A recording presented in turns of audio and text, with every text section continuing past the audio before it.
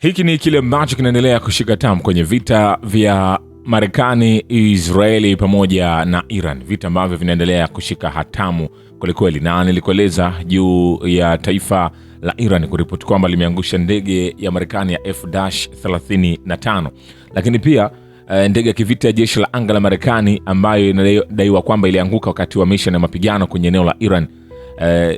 Ilikuwa ndege ya vita viwili ya F-15E. CBS News inaripoti kinukuu vyanzo vyake. Taarifa hii ilithibitishwa kwa chombo cha habari na vyanzo miongoni mwa maafisa wa Marekani, na kulingana na ripoti hiyo, wanajeshi wa Marekani wanafanya operation ya utafutaji na uokoaji wa wafanyakazi wawili wa ndege iliyoanguka, hasa ndege C-130 na helikopta mbili za UH-60 Black Hawk zilizoonekana zikiruka katika mwinuko mdogo juu ya Iran ya kati na kusini magharibi. Hayo pia yakiendelea, baadhi ya nchi za Mashariki ya Kati zinaweza kushiriki katika uchokozi wa Marekani na Israeli dhidi ya Iran. Msemaji wa Wizara ya Mambo ya Nje Ismail Bagay anasema, akichapisha picha kwenye ukurasa wake wa X akionyesha vipande vya ndege isiyo na rubani iliyorushwa juu ya nchi. Kulingana na mwanadiplomasia huyo, ndege isiyo na rubani iliyoangushwa si ya Marekani wala Israeli. Anasema ndege hii isiyo na rubani iliangushwa na vikosi vyetu vya kijeshi jasiri dhidi ya Shiraz. Alisisitiza inaweza kuwa ushahidi mwingine mgumu wa ushiriki wa moja kwa moja na ushiriki hayo wa baadhi ya majimbo ya eneo hilo nchini Marekani na Israeli, uhalifu wa uchokozi na uhalifu wa kivita dhidi ya Iran.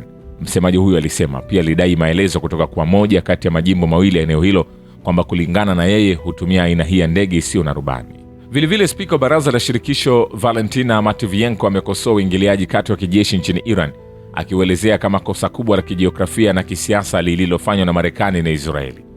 Anasema, ninaamini hili lilikuwa kosa kubwa kwa upande wa Israeli na Marekani, mradi potofu uliochochewa na matendo yao ya awali nchini Venezuela. Walidhani wangeweza kuiga hali hiyo nchini Iran, lakini kimsingi walikuwa wamekosea na walihukumu vibaya hali hiyo. Kinachosumbua zaidi ni kupuuza dhahiri uwajibikaji katika siasa za kimataifa. Wakati wa kufanya uamuzi mzito kama huo, hawakuwa na haki ya kupuuza matokeo yanayowezekana au matokeo yasiyowezekana, Matviyenko alisema. Vilevile ndege ya kivita ya Marekani iliyodunguliwa wakati wa mission ya mapigano kwenye eneo la Iran huenda ilikuwa ikifanya mission ya kushambulia malengo ya ardhini, CBS News inasema. Hapo awali chombo hicho cha habari kiliripoti kikinukuu vyanzo vyake miongoni mwa maafisa wa Marekani kwamba ndege ya kivita ya vita viwili ya F-15E ilidunguliwa nchini Iran. Hakuna mapigano mengi ya angani yanayopaswa kufanyika hivi sasa. Mchambuzi wa usalama wa taifa CBS News Aaron McLean alisema, kwa hivyo ndege hii ingekuwa ikiendesha mashtaka ya malengo nchini Iran au kushiriki kwa upana katika aina fulani ya mission ya kushambulia malengo ardhini nchini Iran.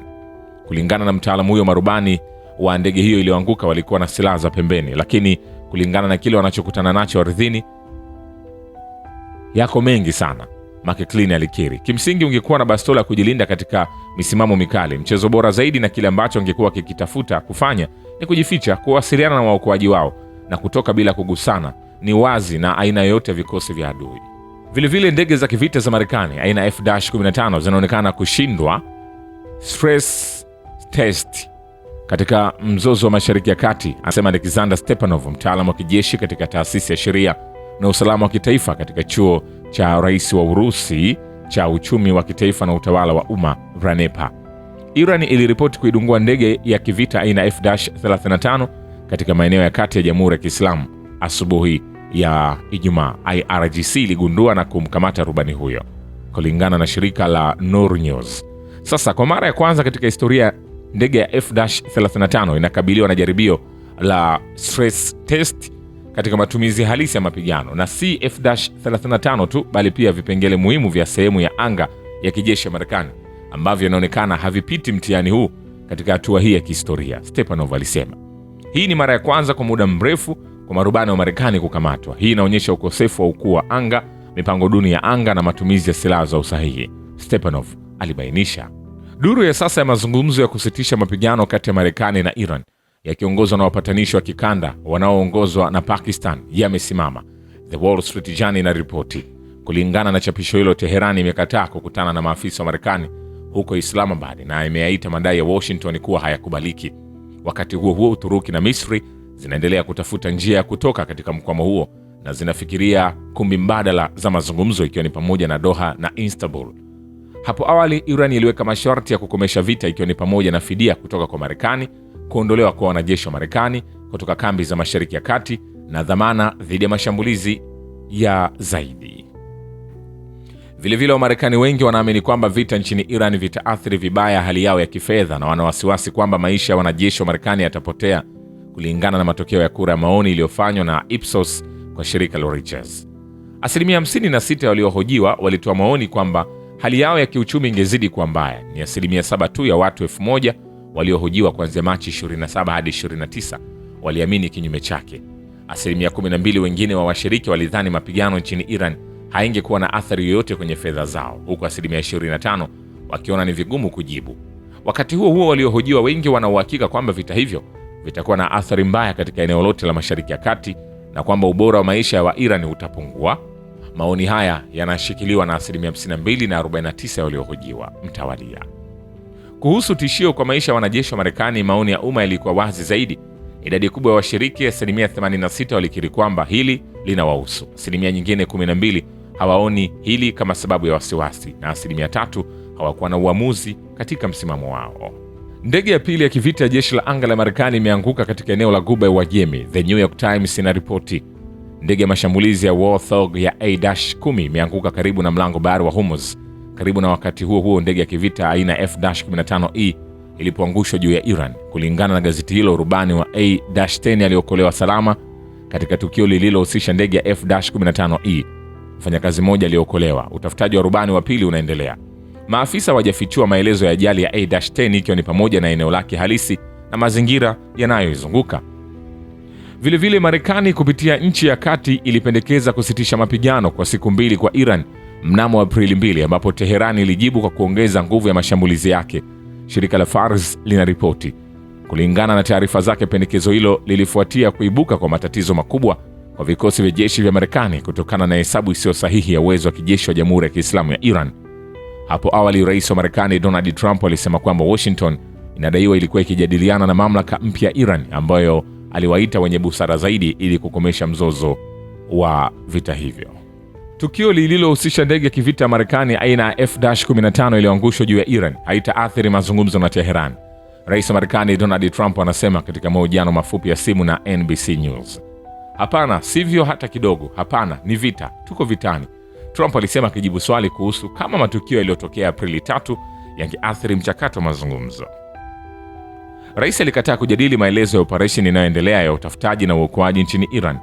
Hapo awali, channel ya habari ya Marekani CBS ilidai kwamba mmoja wa wafanyakazi wawili wa ndege ya kivita ya Marekani aina F-15E iliyoangushwa juu ya Iran ameokolewa. Vilevile, Iran inamtaka kamanda wa jeshi la anga la Marekani kujiuzulu baada ya ndege 2 za Marekani kuangushwa na moto wa ulinzi wa anga wa Iran. Jeshi la wanamaji la walinzi wa mapinduzi ya Kiislamu IRGC kupitia vitengo vya juu vya vikosi vya jeshi la Iran wanasema ni wakati wa kamanda wa jeshi la anga la Marekani kuongezwa kwenye orodha hii waliojiuzulu katika jeshi la Marekani. Jeshi la wanamaji la IRGC lilisema kwenye taarifa iliyochapishwa kwenye mitandao ya kijamii ya X, likipongeza vikosi vya ulinzi wa anga vya jeshi la Jamhuri ya Kiislamu kwa kuizuia ndege ya kivita ya Marekani ya F-15E na ndege ya kushambulia ya A-10 angani juu ya Iran. Hapo awali, rais wa Marekani Donald Trump aliripoti kwamba tukio la ndege ya kivita ya F-15E iliyoangushwa haitaathiri mazungumzo na Teheran. Vilevile, mamlaka ya Irani imeunda mfumo wa kusimamia usafirishaji katika mlango wa Hormuz na kuhakikisha meli kutoka nchi tofauti zinapita kulingana na kiwango cha uhusiano wao na Teheran, Al Jazeera Qatar inaripoti. Kulingana na chaneli ya TV chini ya mpango wa Iran, majimbo yote yamegawanywa katika makundi matatu: uadui, hasi na rafiki. Nchi katika kundi la kwanza zitapigwa marufuku mlango wa Hormuz. Meli kutoka majimbo hasi zitatozwa ada kubwa na majimbo rafiki yatapewa haki ya kupita bure kupitia mlango bahari. Teherani hajatoa orodha kamili ya makundi hayo matatu. Hata hivyo, kulingana na Al Jazeera, karibu nchi zote za Kiarabu katika Ghuba ya Uajemi zimeainishwa kama majimbo hasi chini ya mpango wa Iran. Majimbo haya yatalazimika kulipa ada kubwa au kuzuiwa kabisa kupita katika mlango wa Hormuz. Vilevile, jeshi la Iran linaweza kufanya mashambulizi yenye nguvu zaidi dhidi ya Tel Aviv iwapo vitisho vya Marekani vya kuharibu madaraja na vituo vya umeme kote katika Jamhuri ya Kiislamu vitatokea, makao makuu ya jeshi la Iran yalionya. Ikiwa vitisho vilivyotolewa na rais wa Marekani Donald Trump vya kuharibu madaraja ya Iran, vituo vya umeme na miundombinu ya nishati vitatokea, jeshi la Iran litaanzisha mashambulizi makubwa zaidi katika sekta muhimu na kubwa zaidi katika mji mkuu wa Iran. Irani inaona Tel Aviv kuwa mji mkuu wa Israeli. Vile ndege aina A-10 Thunderbolt iliyopigwa na ulinzi wa anga wa Iran imefika Kuwait, NBC News inaripoti. Kulingana na channel ya TV, ndege ya kijeshi ya Marekani ilihamishwa ili kusaidia misheni ya utafutaji na uokoaji baada ya ulinzi wa anga wa Iran kukamata ndege ya kivita F-15. Ndege hiyo aina A-10 iliyopigwa na moto wa Iran ilifika anga ya Kuwait, ambapo rubani alitoka na ndege hiyo ikaanguka. Iran pia ilifyatua risasi kwenye helikopta mbili za Marekani ya UH-60 Black Hawk zilizokuwa zikifanya operation ya utafutaji na uokoaji, lakini wanajeshi waliokuwa ndani walipata majeraha kidogo. Vilevile rais wa taifa la Iran Masoud Pezeshkian ameomba dunia iamue ni upande gani kati ya hizo mbili, Tehran ya Washington, inaopendelea mazungumzo ya kutatua mzozo unaoendelea katika Ghuba ya Uajemi. Nilipokuwa nikihutubia watu wa Marekani kwa barua ya wazi, mkuu wa baraza letu la mkakati kuhusu sera nje alilengwa katika jaribio la mauaji na kusababisha kifo cha shahidi cha mkewe Senatia. Kiongozi huyo wa Iran aliandika kwenye chapisho kwenye X. Katika muktadha huu alialika dunia kuhukumu ni upande gani unaohusika katika mazungumzo na ni upi katika ugaidi. Shukran kwa Baba wa Kivita na Historia ya Dunia. Mimi ni Richard Shio, The Rich Voice. Ni follow Instagram na TikTok kama Rich Voice Official. Asante.